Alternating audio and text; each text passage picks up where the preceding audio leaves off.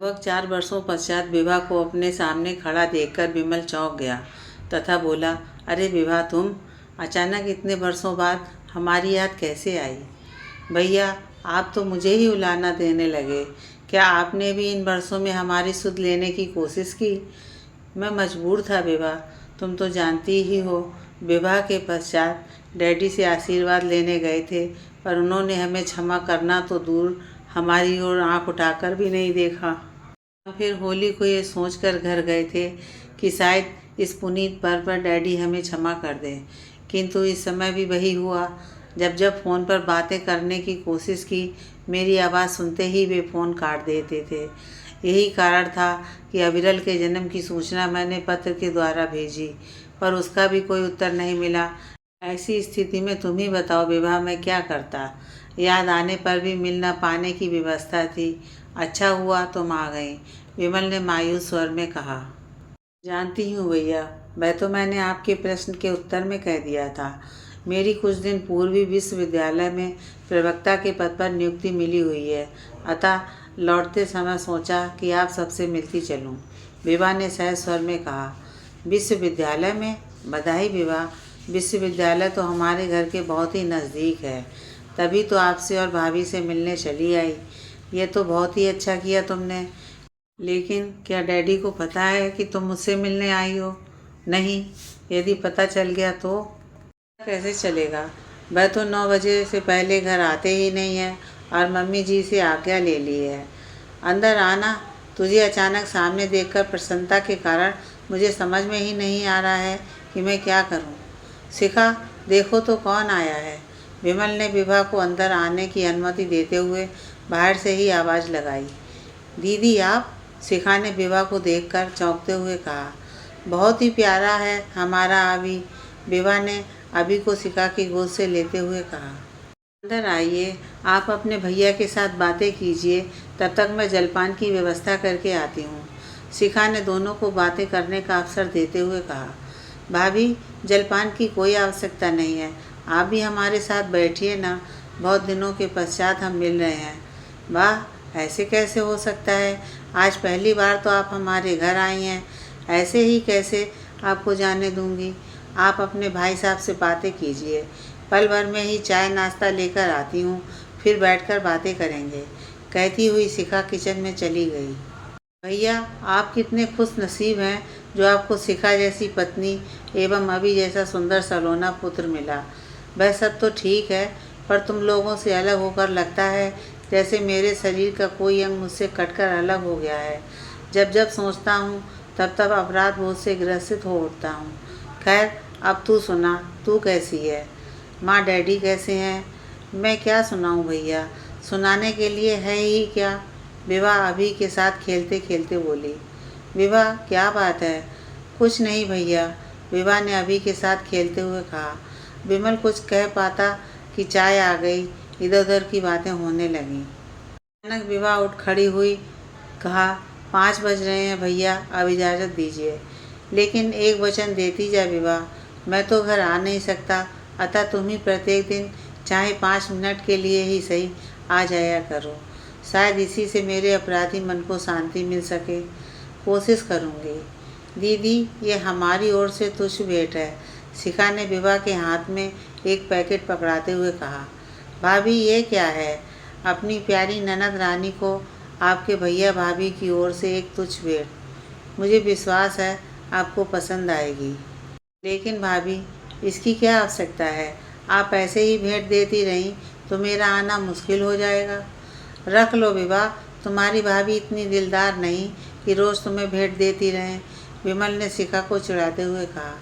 ऐसा क्यों कह रहे हैं भैया? काश इतना प्यार हर ननद को अपनी भाभी से मिले तो शायद कोई समस्या ही ना रहे। आज इसे तो रख लेती हूँ, पर आगे से और नहीं। अब चलती हूँ, विभा ने भेंट स्वीकार करते हुए कहा। ठीक है, कल फिर आना, हमें तुम्हारा इंतज़ार रहेगा, विमल और शिखा ने उससे कहा। विभा के जाने के पश्चात विमल के सामने अतीत चलचित्र की भांति मंडराने लगा। कितनी खुशमिजाज थी विभा। स्कूल कॉलेज की हर वाद विवाद और नाट्य प्रतियोगिता में भाग लेना उसका शौक था। विषय वस्तु तैयार कर जब तक उसे दिखा नहीं लेती थी, तब तक उसे फाइनल नहीं करती थी। बहुत भरोसा था उसे उस पर जीवन में आई एक आंधी ने उन्हें अलग अलग कर दिया। बात उन दिनों की है जब डैडी ने उससे पूछे बिना उसके विवाह के लिए लड़की देखनी प्रारंभ कर दी। यहाँ तक कि एक जगह लेन देन की सारी बातें पूरी हो गई थीं, सिर्फ लड़की देखने की औपचारिकता पूरी करनी थी। विवाह से पता चला कि उसकी कीमत लगाई जा रही है तो वह अपनी बोली लगाना सह नहीं पाया था। उसने प्रतिरोध किया था, तब उसका साथ विवाह ने दिया था। यही बात डैडी से सहन नहीं हुई। उन्हें अपना अपमान महसूस हुआ। शिखा उसके जीवन में बरसों से थी, वह उसकी सहपाठी थी। वह उसे जीवन संगनी भी बनाना चाहता था। उससे विवाह की अनुमति के लिए वह उपयुक्त समय की तलाश में था कि उससे पूर्व ही यह घटना घट गई। डैडी को उसका शिखा से संबंध बनाना पसंद नहीं था। उन्होंने उसे घर से बेदखल होने का फरमान सुना दिया। वह भी स्वाभिमानी पिता का स्वाभिमानी बेटा था। बिना किसी आरोप प्रत्यारोप के शिखा से विवाह की घोषणा कर वह घर से निकल आया था। शिखा के माता पिता को इस संबंध से कोई ऐतराज़ नहीं था, क्योंकि वे दोनों न केवल एक दूसरे को चाहते थे वरन उनका कार्य क्षेत्र भी एक था। सच तो ये था कि उनकी डॉक्टर बेटी को डॉक्टर विमल से अच्छा वर मिल ही नहीं सकता था, किंतु शिखा के घर वालों को भी इस तरह बेटी का विवाह करना पसंद नहीं था। वे विवाह का पैगाम लेकर विमल के घर गए, लेकिन उन्हें भी डैडी के हाथों अपमानित ही होना पड़ा। आखिर बेटी की इच्छा का आदर कर एक सादे समारोह में उन्हें विवाह बंधन में बांध दिया। डैडी उसके बार बार आग्रह पर भी उन्हें आशीर्वाद देने नहीं आए। शिखा को उसका अपने माता पिता के प्रति कठोर रवैया पसंद नहीं आया। यही कारण था कि विवाह के पश्चात शिखा ने उससे कहा, डैडी भले ही नाराज़ हों, किंतु यदि आप और मैं इस समय जाकर उनसे आशीर्वाद मांगेंगे तो वह अवश्य अपना क्रोध भूलकर हमें अपना लेंगे। शिखा, तुम डैडी का स्वभाव नहीं जानती। वे ऊपर से जितने नरम दिल हैं, अंदर से उतने ही कठोर भी हैं। मैंने उनकी न केवल अवहेलना की है वरन उनके संस्कारों पर भी प्रहार किया है। वे हमें कभी क्षमा नहीं करेंगे। तुमने देखा ना वे स्वयं आए और ना ही मम्मा और विभा को आने दिया। अब अगर हम जाएंगे तो वे अपना सारा क्रोध त्याग कर हमें क्षमा प्रदान कर आशीर्वाद अवश्य देंगे। ठीक है, चलो। वे दोनों घर गए। माँ बाहर बरामदे में बैठी मिल गई। दोनों ने उनके पैर छूकर कहा, मम्मा हमें क्षमा कर दीजिए। माँ के नेत्रों से अश्रु बह निकले। उन्होंने उन्हें गले से लगा लिया तथा अपने हाथ से अंगूठी निकालकर शिखा को पहनाते हुए बोली, ये तेरी मुँह दिखाई है बेटी। क्या क्या अरमान देखे थे इन आँखों ने, सब अंधेरी रात की कालिमा में छिप गए। सुबह का सूरज तुम्हारा अपना हो, बस यही प्रार्थना है। इतने में ही विभा आ गई। वह विमल से गले लग गई और रोते हुए बोली, भैया मुझे माफ़ कर दो, मैं ही दोषी हूँ। नहीं विभा, ऐसा क्यों सोचती है? तूने तो मेरी आंखों के सामने छाए कोहरे को दूर किया है। अभी वे बाहर ही खड़े थे कि डैडी आ गए तथा उसे देखकर क्रोध से बोले, तू यहाँ क्या कर रहा है? किसकी आज्ञा से आया है? डैडी, हमें क्षमा कर दीजिए, अपना आशीर्वाद दीजिए, कहकर वे दोनों उनके पैर की ओर झुके। नहीं, कहते हुए वे पीछे हटे तथा बोले, दूर हो जाओ मेरी आंखों के सामने से, तथा फिर कभी मेरे घर कदम रखने का साहस नहीं करना। डैडी, विमल ने कहना चाहा, मैं कुछ सुनना नहीं चाहता। अपनी मर्जी से विवाह करके तुमने स्वयं इस घर के दरवाजे अपने लिए बंद कर दिए हैं।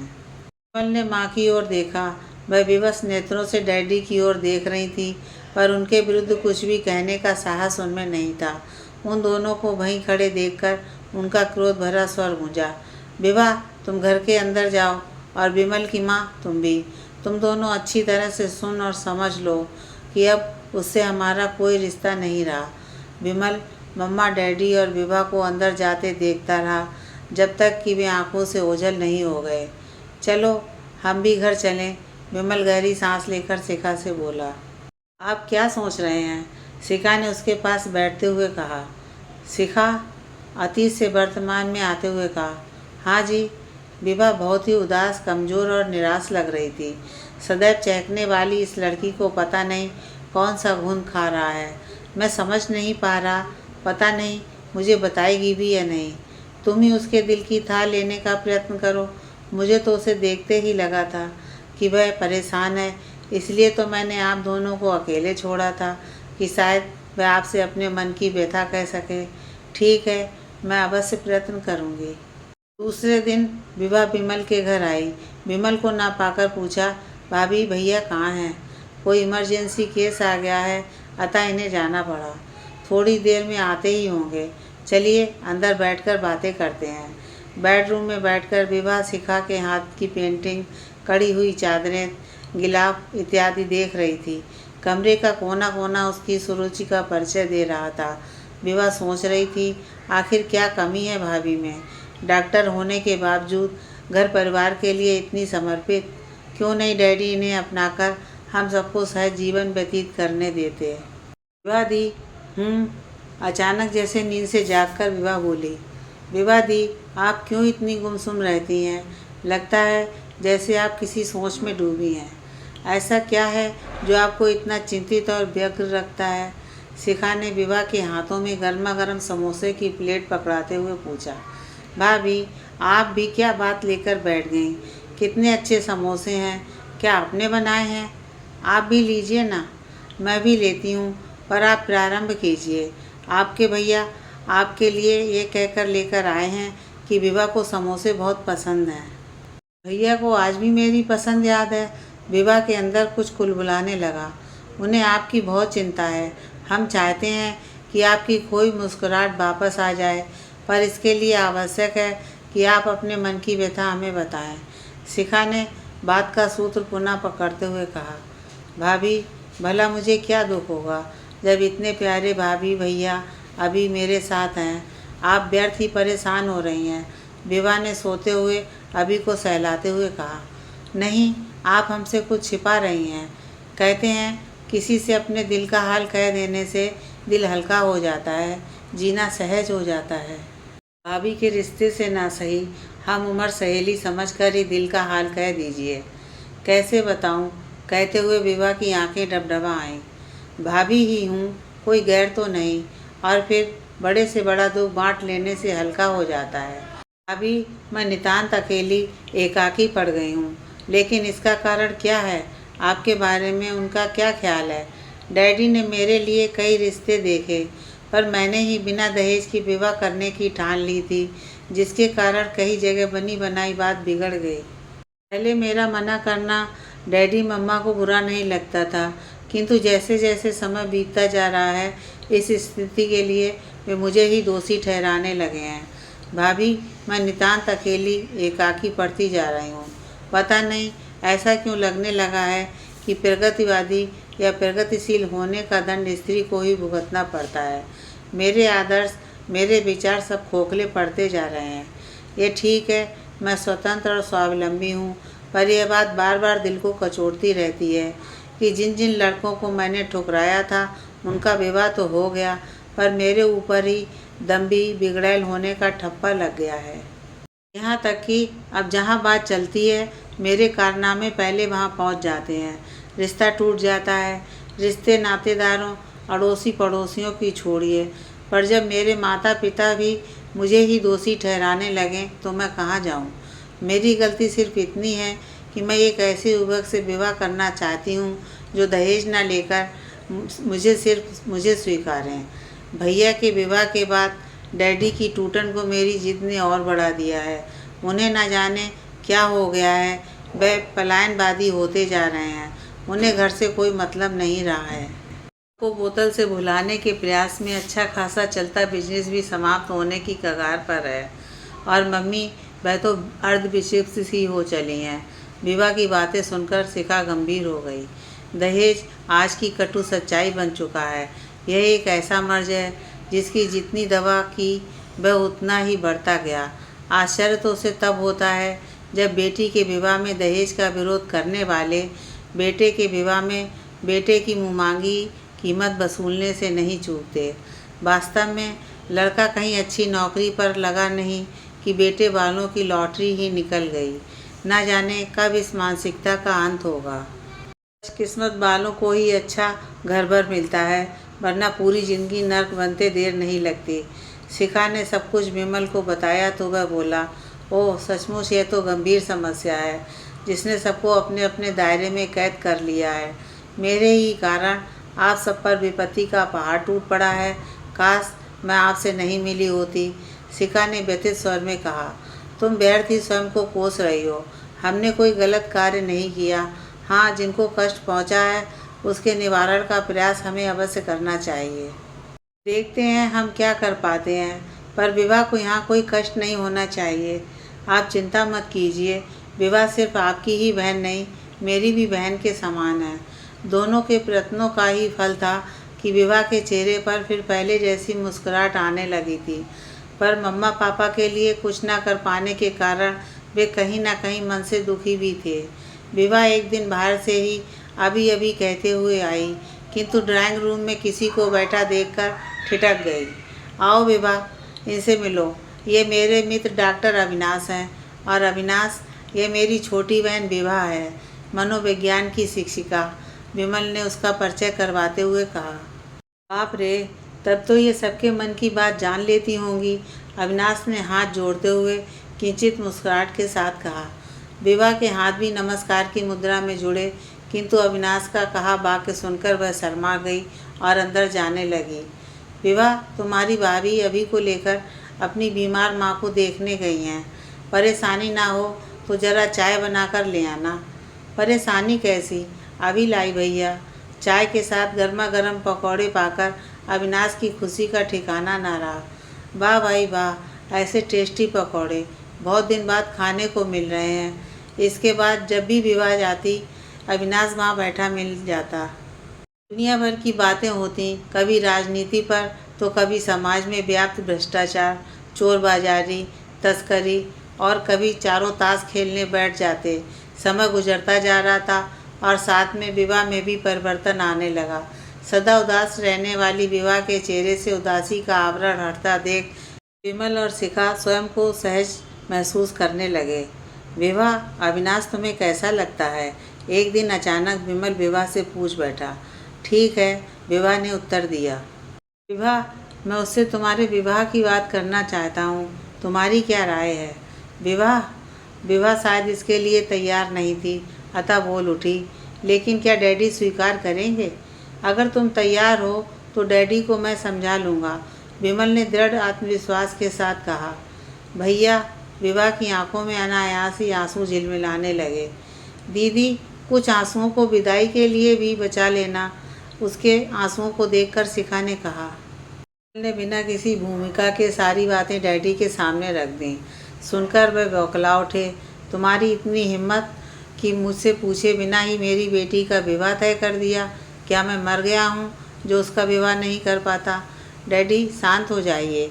आप अपनी स्थिति से स्वयं परिचित हैं। विवाह आपकी पुत्री है तो मेरी बहन भी है। झूठे आत्मसम्मान को छोड़कर सच्चाई स्वीकार कीजिए। अविनाश एक अच्छा लड़का नहीं, एक कुशल डॉक्टर भी है। विवाह के सर्वथा योग्य है। इससे भी अधिक वह विवाह को पसंद करता है। वह विवाह को सिर्फ 2 जोड़ी कपड़ों में अपनाने को तैयार है। विवाह के दामन में कुछ खुशियाँ आ रही हैं तो आने दीजिए, उसमें बाधा मत डालिए। डैडी, मैं आज अपने लिए नहीं, विवाह के लिए उसके भविष्य की भीख मांग रहा हूँ। हम दोनों ही आपके अंग हैं और आपके बिना अधूरे हैं। अतः आप और मम्मा अवश्य विवाह को आशीर्वाद देने आइएगा। हमें आपका इंतज़ार रहेगा। मम्मा ने इस विवाह की स्वीकृति दे दी, पर डैडी चुप हो गए। उनके मौन की स्वीकृति मान विमल ने तैयारी प्रारंभ कर दी। विवाह के चेहरे पर छाई उदासी उसे विचलित कर रही थी, पर वह करता भी तो क्या करता। माता पिता के आशीर्वाद या इजाज़त के बिना कोई भी संतान विवाह नहीं करना चाहती। लेकिन यदि माता पिता ही संतान की इच्छा या भावनाओं को ना समझ पाएँ तो वह क्या करें? क्या अपनी इच्छा का गला घोंटकर सूली पर चढ़ जाएं या मनमानी कर उनका अपमान करें? दोनों ही स्थितियां दुखदायी होती हैं। वह स्वयं भुक्तभोगी था, इसलिए वह चाहता था कि विवाह में अवश्य आएँ। कार्ड भी उसने उनकी तरफ से ही बंटवाए थे। विवाह का दिन भी आ गया, पर उनकी तरफ से कोई आश्वासन न पाकर वह समझ नहीं पा रहा था कि क्या करे। विवाह की मना स्थिति देखकर शिखा ने एक बार फिर डैडी के पास जाकर उन्हें मनाने और उन्हें लेकर आने की सलाह दी। वह जा ही रहा था कि डैडी और मम्मा आते दिखाई दिए। उनकी उपस्थिति मात्र ने पूरे माहौल में खुशियाँ छितरा दी। विभा के चेहरे की चमक देखते ही बनती थी। विभा की विदाई के बाद वह विमल से बोले, मुझे तुम जैसे बेटे पर गर्व है। मेरे जैसे लोग ही झूठे आडंबरों परंपराओं की आड़ लेकर अपने आदर्शों और आत्मा को कुचल डालते हैं। काश पहले ही मेरी आंखें खुल जाती तो तुम सबको इतनी व्यथा न झेलनी पड़ती। वे अतीत में झांकते हुए बोले, डैडी अब अपने पोते को संभालिए, बहुत शरारती हो गया है। कहते हुए विमल और शिखा उनके कदमों में झुक गए। अभी की चपलता और चंचलता देखकर माँ डैडी को लग रहा था कि इतने दिन वे कैसे उससे दूर रहे। विमल से नवासे के होने की सूचना मिलने पर भी वह निर्विकार कैसे बने रहे। मम्मा को तो मानो उनका खोया खजाना मिल गया था।